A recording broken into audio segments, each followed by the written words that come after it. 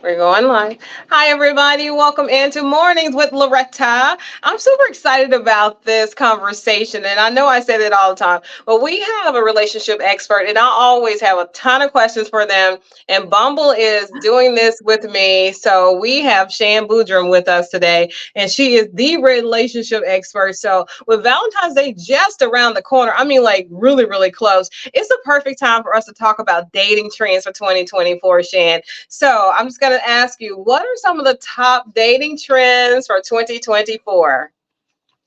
Yes, the top trend, I think people are going to really love this, is that Bumble is calling this year the year of self. And that, in essence, means that the rejection of expectations from others around what your love life is supposed to look like, or when things are supposed to happen, or who you're supposed to be with, and genuinely tapping in with what makes you happy, feel safe, feel seen and celebrated, and going with that flow. And that looks like a couple of other micro trends that we've seen at Bumble, which is the timeline decline. Again, people who are saying, I don't have to be married or have kids or have a house by X age if I don't have the details, figured out yet. I just, again, want to meet great people, have a connections, and then have those conversations around when on our own timeline. In addition, there's generational blend. 2/3 of women are now open to dating younger if they feel like there's a great connection with somebody. And then betterment burnout. And I love this one because during the pandemic, a lot of us felt, rightfully so, it was a time to work on ourselves and to learn new things about ourselves and try new skills. And now people are like, I think I'm done getting up at 5 a.m. to run if it doesn't feel good for me. I just want to embrace who I am today. I'm just a little tired of striving, and I want to work on celebrating. And I also want to approach dating with that same mindset. I want to accept people for who they are today and where they're at. It's such a beautiful way to spark a year of intentionality, with over half of people being very clear about what they want from their romantic lives, romantic pursuits. Intentionality and self-acceptance are words that really are top of mind at Bumble. Okay, you said so much there, and I want to kind of jump into a couple of those. And the one that's standing out the most, I have two that are really standing out of something that you said. The betterment burnout. So that's the thing, Shan. People are just sick and tired of saying, you know what, I want to do what feels good to me and not what somebody else is telling me is better for me, to lose the weight, to go on a date, to have kids, to get married by the time I'm 30.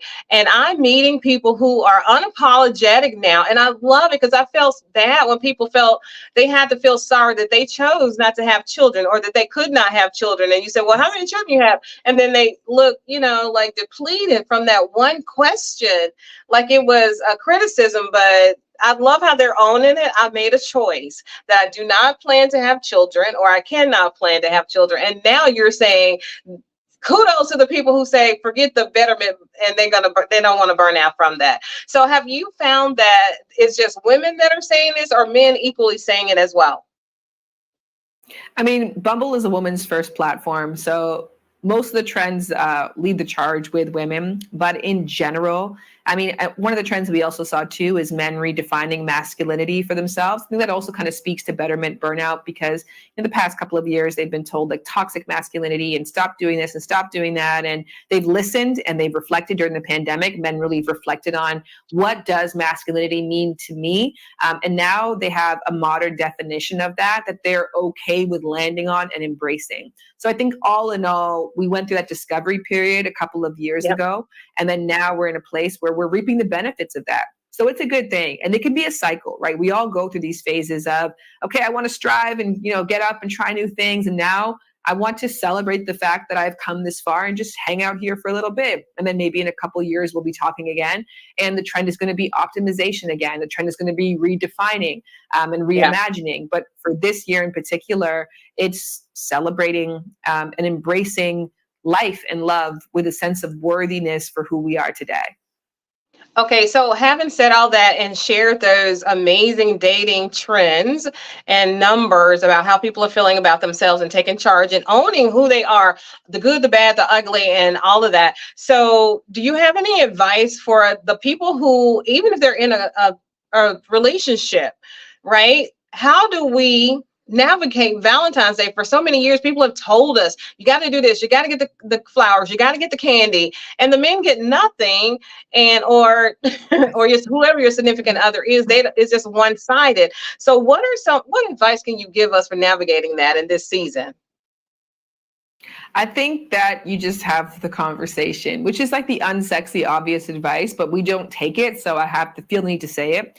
But why not just have the conversation ahead of time to set yourself up for success? Now is a great time. You still have over a week to really get yourself in a good position for better or for, I wouldn't want to say worse, but for better or for reality, right? Because if one person really wants to celebrate the day and embrace it as a way to immerse themselves in the feelings of love, and the other person thinks it's a commercial holiday and a waste of time and isn't buying into it, okay, great. Now I know how you feel. It doesn't mean I have to make my day according to your value system. Again, speaking to year of self, if I want to celebrate it and you don't, whether we're married or we're going on a couple of dates, I can now reorganize myself and plan to make it a day of celebrating self-love or celebrating love with friendships. So I think that Valentine's Day is an amazing day to have the conversations to figure out where you stand when it comes to love, or specifically where you stand to celebrating love on Valentine's Day. Oh my goodness. I think that is a great place to start to set your own tradition and to do what Yes. makes you happy, genuinely, authentically happy is to do that this year, especially since people like permission. So we've pretty much given them permission to do that. And so you are a dating coach and an intimacy expert, and you have a podcast, Lovers and Friends. I'm actually on location at Shelby Road Productions. They do podcasts. So can you share any tips or best practices with us that can help us get the most out of dating in 2024? Yes, I'll say very quickly, one, optimize your dating life. So 7 to 8 p.m. specifically on Mondays is a great time to be online dating. Utilize the new features that dating apps have to offer in order to get the best experience. Compliments is a new feature at Bumble, which allows you to say something kind to somebody even before you have matched, which again just brings more humanity and more kindness into the experience, which we all need. There's also Recommend a Friend, which I love that feature because again, it's true to real life. And then lastly, you can now have advanced filters. You can be more intentional and clear and have the dating apps listen to what matters most to you. Wow, you summed it up so well. I love it when we have Bumble on here, made by women for women, and we're in control of our lives, which we should be. So, where can Mhm. we go for more information? Look at her. I know, girl. I know. Where can we go for more information? Just go on ahead and download Bumble. That'd be my best advice right now. You can see it by experiencing it and playing around for yourself. And now is actually an amazing time because we see peak users during New Year's Eve and Valentine's Day. So you're in that sweet Yeah. spot. So go, go, go. Go, go, go. I keep saying I'm going to do it, Shan. I haven't did it yet. So maybe this conversation, I'll go ahead and pull the plug so I can collect my own data and trends, and who knows what'll happen. So thank you so much, Shan That go, go, Boodram, go for is for being our you. guest. Thank you, Thank darling. you We'll so much talk for to you having me. soon. Happy Bye. Valentine's Day or happy Valentine's Day. Happy Valentine's Day. Thank you. Bye-bye.